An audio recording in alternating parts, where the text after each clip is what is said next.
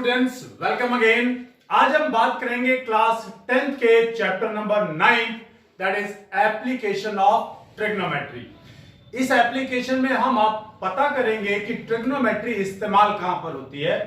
Mainly height और distance of any of the objects, any of the two objects find out करने के लिए इस ट्रिग्नोमेट्री का इस्तेमाल होता है।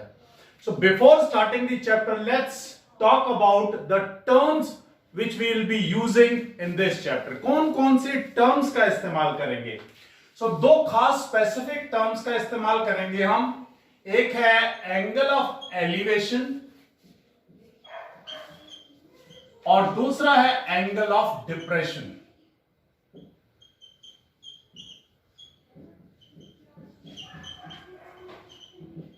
अब ये दोनों चीजें क्या है, एंगल ऑफ एलिवेशन किसे बोलते हैं और एंगल ऑफ डिप्रेशन ये समझते हैं। सबसे पहले अगर मान लीजिए you are standing at a point on the ground, means आपका जो आई लेवल है it is parallel to the plane या ग्राउंड के अगर पैरेलल है और आप अपने आई लेवल से ऊपर की तरफ देखते हैं, यानी आप अपनी गर्दन को एलिवेट करते हैं, तो जो ग्राउंड लेवल से और एलिवेशन के बीच में, यानी यहां पर आप खड़े हैं और यहां से आपने इस चीज ऊपर की तरफ देखा है, तो जो ये एंगल ग्राउंड से और आपके आई लेवल के बीच में बनेगा ये कहलाएगा angle of elevation. Angle of elevation. तो इसको बड़ा आराम से आपको समझ में आ सकता है। जब कभी भी आप किसी चीज को अपने आई लेवल से ऊपर की तरफ देखते हैं तो जो एंगल बनता है that is called angle of elevation. इसको समझिए, सपोज ये मेरा आई लेवल है और अगर मैं ये चीज ऊपर जा रही है तो यहां से आई लेवल को मैं ऊपर उठाऊंगा तो ऑटोमेटिक सी बात है कि ये लाइन बनी और एक ये लाइन, इन दो के बीच में जो एंगल है that is angle of elevation. ऐसे एंगल ऑफ डिप्रेशन के लिए जब कभी आप ऊपर से किसी चीज को नीचे की तरफ देखेंगे तो ये आपका आई लेवल था स्ट्रेट, और अगर आप यहां से नीचे की तरफ देखते तो इस आई लेवल से जो नीचे की तरफ एंगल बना ये एंगल ये कहलाता है angle of depression.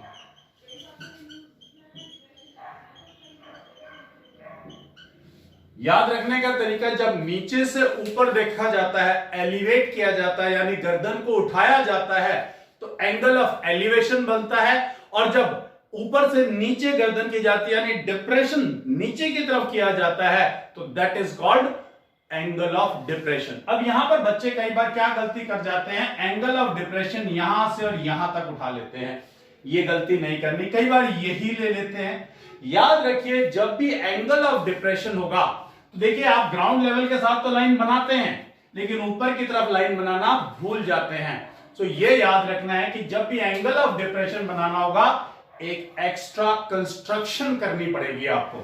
So that is called angle of elevation and angle of depression. और एक बड़ी खुशी की बात क्या है कि जो क्लास 10th ने आपके लिए सिलेबस के अंदर एंगल्स लिए हैं, अब देखा जाए अगर हम कहीं पर भी देखते हैं कुछ भी एंगल बन सकता है, 31 डिग्री, 32, 35, 37, लेकिन आपके लिए जो एंगल्स हैं वो सिर्फ 30 डिग्री, 45 डिग्री और 60 डिग्री, इन तीन एंगल्स के साथ आपको काम करना है। अगर ये तीन एंगल्स के सभी वैल्यूज चाहे sine, cos, tan, cot, secant, cosecant आपको लर्न है और नहीं तो टेबल बनाना आपको आता है, आप उस टेबल बना करके इन क्वेश्चंस को सॉल्व कर सकते हैं। मेनली जो ट्रिग्नोमेट्री का इस्तेमाल होता है, जो भी स्टूडेंट्स आर्मी वगैरह में जाना चाहते हैं, एयरफोर्स में जाना चाहते हैं, उनको ट्रिग्नोमेट्री बहुत जरूरी होती है क्योंकि उन लोगों को बहुत सारी चीजों के एंगल्स को देखते हुए उनकी हाइट और डिस्टेंस फाइंड आउट करते हुए इस ट्रिग्नोमेट्री का इस्तेमाल करते हुए फाइंड आउट करते हैं।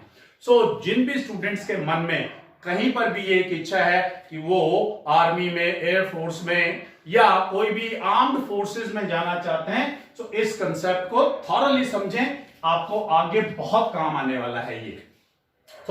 Let's start up with the exercise 9.1 9.1। अब एक्सरसाइज 9.1 क्या कहती है, क्वेश्चन स्टार्ट करते हैं एक्सरसाइज 9.1 के। Question number 1 says a circus artist is climbing a 20 metre long rope. एक 20 मीटर लंबी रस्सी के ऊपर चढ़ रहा है, विच इज टाइटली स्ट्रेच्ड, वो पूरी तरह से खींची हुई है, and tied from the top of a vertical pole. अब व्हाट इज वर्टिकल, ये है वर्टिकल, ये है हॉरिजॉन्टल। एक वर्टिकल पोल के साथ बंधी हुई है टू द ग्राउंड, और जमीन के साथ। Find the height of the pole, उस पोल की हाइट फाइंड आउट कीजिए। If the angle made by the rope, उस रस्सी विद द ग्राउंड, रस्सी और ग्राउंड के बीच में जो एंगल बना हुआ है वो 30 डिग्री बना हुआ है। सो मान लीजिए ये मेरा पोल है, यहां पर हमने ये रस्सी बांधी हुई है, ये एंगल 90 डिग्री, बिकॉज वर्टिकल कहने का मतलब ही है कि वो एंगल 90 डिग्री है। जो हाइट हमने फाइंड आउट करनी है उसका नाम रख लिया हमने h। रस्सी और ग्राउंड के बीच में एंगल दे रखा है 30 डिग्री, और रस्सी की लंबाई दे रखी है 20 मीटर। अब हमें मालूम है कि मुझे h निकालना है, और एक चीज ये गिवन है। सो अगर यहां से याद करें, आपको मैंने बताया था कि जहां पर भी एंगल होगा जो उसके ऑपोजिट है वो perpendicular. Angle is always between base and hypotenuse. तो हाइपोटेन्यूज तो फिक्स आपको पता ही होता है, एंगल जिन दो चीजों के बीच में बना हुआ है, तो दूसरा क्या हुआ, बेस। तो ये आपका हुआ बेस, ये हुआ आपका परपेंडिकुलर, और ये हुआ आपका हाइपोटेन्यूज। अब हाइपोटेन्यूज और परपेंडिकुलर के बीच का रेशियो, परपेंडिकुलर और हाइपोटेन्यूज के बीच का रेशियो क्या था, साइन। सो इन ट्रायंगल, इसका नाम दे देते हैं हम इन ट्रायंगल एबीसी। यहां पे सॉल्यूशन स्टार्ट करते हैं। In triangle ABC angle C is equal to 90 degree. So sine, sorry, angle C is 30 degree, not 90 degree, angle C is 30 degree. So sine 30 degree. अब साइन होता है परपेंडिकुलर बाय हाइपोटेन्यूज। अब इसमें perpendicular कौन है, h, और hypotenuse कौन है, 20। अब साइन 30 की वैल्यू टेबल हमने बनाना सीख लिया था, वहां से हमें मालूम है it is 1/2 is equal to h by 20। Cross multiply करेंगे, यह आ गया 20/2 इज इक्वल टू h, यानी हाइट इज 10 मीटर। आप गौर करेंगे, they are very very easy, बहुत छोटे क्वेश्चंस हैं, बिल्कुल सिंपल क्वेश्चंस आते हैं इसके अंदर। सो मेरे हिसाब से आपको ये बहुत क्लैरिटी से समझ में आ गया होगा। फिर भी अगर कोई प्रॉब्लम लगेगी तो आप मुझे जरूर बताइएगा। So now let's move to example question number 2। Question number 2 के बारे में बात करते हैं। A tree breaks due to storm and the broken parts bend so that the top of the tree touches the ground। अब एक पेड़ है, बहुत तेज तूफान आया, वो बीच में से टूट गया। अब वो टूटने के बाद जो टूटा हुआ हिस्सा है वो ग्राउंड को टच कर गया, और उसने 30 डिग्री का एंगल बनाया ग्राउंड के साथ। The distance between the foot of the tree, जो पेड़ का पैर है वहां से लेकर के और जहां पर वो उसका ऊपर वाला हिस्सा टूट के गिरा है वहां तक का जो डिस्टेंस है वो 8 मीटर बताया हुआ है। कहता है उस ट्री की हाइट फाइंड आउट कीजिए। सो मान लेते हैं ये आपका ट्री था, यहां से ये टूट के नीचे गिर गया, और नीचे गिरने के बाद इसने यहां पर जो एंगल बनाया वो 30 डिग्री का बनाया, और जो ये डिस्टेंस दे रखा है ये दे रखा है आपको 8 मीटर।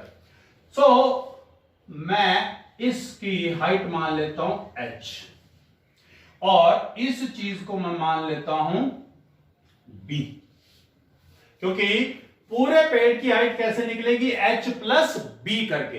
तो पहले मैं h की वैल्यू फाइंड कर लेता हूं, फिर b की वैल्यू फाइंड आउट कर लेते हैं, और h प्लस b निकालेंगे, that will be your answer. तो मैं इस ट्रायंगल का नाम दे देता हूं ABC। Solution in right triangle ABC angle C is equal to 30 degree. अब देखिए ध्यान से, मैंने बोला था आपको angle is always between base and hypotenuse, यानी ए से हाइपोटेन्यूज हुआ तो बीसी इसका बेस और ए बी इसका परपेंडिकुलर, यानी ये बना बेस, ये बना परपेंडिकुलर और ये बना हाइपोटेन्यूज। सो यहां पर ये ध्यान रखना है कौन क्या चीज है। सो अब बेस और हाइपोटेन्यूज के बीच में हमें मालूम है कि रेशो कौन सा है, cos थीटा। तो cos of 30 degree is equal to base by hypotenuse. अब बेस कितना है 8 और हाइपोटेन्यूज कितना है b। परपेंडिकुलर और बेस के साथ लेंगे टेंजेंट लेंगे, tangent of 30 degree is equal to perpendicular by base यानी h बाय 8। अब हमें cos 30 की भी वैल्यू मालूम है और टेंजेंट 30 की भी। cos 30 की वैल्यू हमारे पास होती है √3/2, तो ये आया √3/2 is equal to 8/b, cross multiply √3b is equal to 16, b is equal to 16/√3। इसको बोलते हैं इक्वेशन नंबर 1। टेंजेंट 30 की वैल्यू होती है 1/√3, सो ये आया 1/√3 is equal to h by 8, cross multiply h is equal to 8/√3। अब टोटल हाइट ऑफ ट्री, पूरे पेड़ की हाइट कितनी आई, total height of tree that is equal to b plus h। b की वैल्यू है 16/√3 और h की वैल्यू है 8/√3। सो इन दोनों का हमने क्या कर लिया, एलसीएम दिख रहा, √3 या आया 16 प्लस 8। 16 प्लस 8 किसके इक्वल होता है, दैट इज इक्वल टू 24/√3। और क्लास 9th में आपको याद होगा कि हम कभी भी इररेशनल नंबर डिनोमिनेटर में नहीं छोड़ते, तो we will do rationalization √3/√3 that is 24√3। √3 into √3 is 3, 3 8s are and your answer is 8/√3 meter. यानी उस ट्री की पूरी हाइट यहां से लेकर के और यहां तक is 8/√3 meters. So let's take example number 3. 9.1 का question number 3 says a contractor plans to install 2 slides. 2 slides बनाना चाहते हैं for the children to play in the park. यानी बाग बगीचे के अंदर बच्चों के खेलने के लिए 2 स्लाइड्स बनाना चाहते हैं for the children below age 5 years. 5 साल से छोटे बच्चों के लिए she prefers to have a slide, यानी जो लेडी है वो ऐसी स्लाइड बनाना चाहती है जिसकी हाइट हो 1.5 मीटर और इंक्लाइंड। अब ये इंक्लाइंड का मतलब है जब दो लाइंस आपस में एक दूसरे के साथ जुड़ी होती हैं, उनके बीच में जो एंगल बनता है उसको बोलते हैं एंगल ऑफ इंक्लिनेशन, और इस चीज को ही हम इंक्लाइंड कह देते हैं। सो ये जो नया वर्ड है इसको अपने माइंड में सेटल कीजिएगा, घबराने की जरूरत नहीं है। इंक्लिनेशन, इंक्लाइंड का मतलब है angle, angle of 30 degree to the ground. Whereas for, यानी 2 किस्म की स्लाइड्स हैं। एक स्लाइड है जिसकी हाइट है 1.5 मीटर और बिलो 5 years बच्चों के लिए है और उसका एंगल ऑफ इंक्लिनेशन है 30 डिग्री। फिर कहता है दूसरी, वो कहता है स्टीप स्लाइड, यानी पूरी तिरछी जो है स्लाइड बनाना चाहते हैं वो, और उसकी हाइट रखी हुई है 3 मीटर और जो एंगल ऑफ इंक्लिनेशन रखा हुआ है वो रखा हुआ है 60 मीटर, 60 डिग्री, और ये है 3 मीटर। इसका नाम दे देते हैं ए बी सी। ये एंगल हमेशा 90 डिग्री, इसका नाम दे देते हैं P Q R, this angle is also 90 degree. What should be the length of the slides, इसको बोल देते हैं हम L1 और इसको बोल देते हैं L2। We need to find out the values of L1 and L2। कई बार जो ये स्टेटमेंट है, इतनी बड़ी स्टेटमेंट देख करके बच्चे को लगता है कितना बड़ा क्वेश्चन है, कितना मुश्किल क्वेश्चन होगा। No, not at all. Just read the statement, draw the figure, the questions are really really small. देखिएगा, सॉल्यूशन करते हैं। In right triangle A B C. अब ये आपको मालूम है क्या चीज है, बेस। ये आपको मालूम है क्या चीज है, परपेंडिकुलर। ये आपको मालूम है क्या चीज है, हाइपोटेन्यूज। अब एक चीज गिवन है और एक निकालनी है। ये रेशियो उठाते हैं, यानी परपेंडिकुलर और हाइपोटेन्यूज का। परपेंडिकुलर और हाइपोटेन्यूज का रेशियो होता है साइन। अब यहां पर एंगल कितना है 60 degree. Sine 60 degree is equal to perpendicular by hypotenuse, और साइन 60 की वैल्यू है √3/2, that is 3/L1 cross multiply √3 L1 is equal to 6, L1 is equal to 6/√3, rationalize करेंगे √3 से multiply, that is 6 √3/3, 3 2s are, and L1 की value आ गई आपके पास 2√3 meters. Will leave it here only. अगर हमारे पास √3 की वैल्यू गिवन हो तब हम मल्टीप्लाई करेंगे, otherwise you can leave it like 2√3। अब इन ट्रायंगल PQR यहां पर भी साइन के साथ काम चलेगा, बिकॉज परपेंडिकुलर और हाइपोटेन्यूज गिवन है। तो sine of 30 degree is equal to perpendicular by hypotenuse, और साइन 30 की value is 1/2, 1/2 is equal to 1.5/L2 cross multiply, L2 is equal to 2 into 1.5, यानी L2 is equal to 3 metres. तो दोनों slides की length आपको मिल गई, L1 की भी और L2 की भी। Let's take question number 4 of exercise 9.1 says the angle of elevation। अब आपके पास पहली बार वर्ड आ गया एंगल ऑफ एलिवेशन। याद रखिए एंगल ऑफ एलिवेशन क्या है, जब आप नीचे से ऊपर की तरफ देखते हैं तो वो ग्राउंड लेवल और जहां तक आपने देखा वहां के बीच में जो एंगल बनता है that is angle of elevation. From elevation of the top of a tower, suppose कर लेते हैं ये है हमारे पास टावर, और from a point on the ground which is 30 meter. अब ये जो पॉइंट है 30 मीटर दूर है टावर के फुट से। अब the tower is always how is it vertical, very good, vertical और हॉरिजॉन्टल को ध्यान रखिएगा। अब ये जो एंगल बना है उसने बताया the angle of elevation is 30 degree, तो this is your angle of elevation. This is your height of the tower, ये 30 मीटर दे रखा है, ये एंगल दे रखा है, हम नाम ले लेते हैं इस ट्रायंगल का AB and C। So solution start करते हैं। In right triangle ABC, right triangle ABC। अब यहां पर सबसे पहले आपको क्या काम करना है, फाइंड आउट क्या करना है, ये फाइंड आउट करना है। सो सबसे पहले बेस, परपेंडिकुलर और हाइपोटेन्यूज मेंशन कीजिएगा। Angle is between base and hypotenuse, तो ये तो हाइपोटेन्यूज है क्योंकि 90 डिग्री का ऑपोजिट है हाइपोटेन्यूज। सो ये आपका हो गया बेस और ये हो गया आपका परपेंडिकुलर। अब आपको रेशियो लेना है परपेंडिकुलर और बेस में, परपेंडिकुलर और बेस में। सो टेंजेंट, परपेंडिकुलर और बेस का रेशियो होता है tangent. Tangent of 30 degree is equal to perpendicular by base, और टेंजेंट 30 डिग्री की वैल्यू क्या होती है 1/√3। 1/√3 is equal to h/30। Let's do the cross multiplication.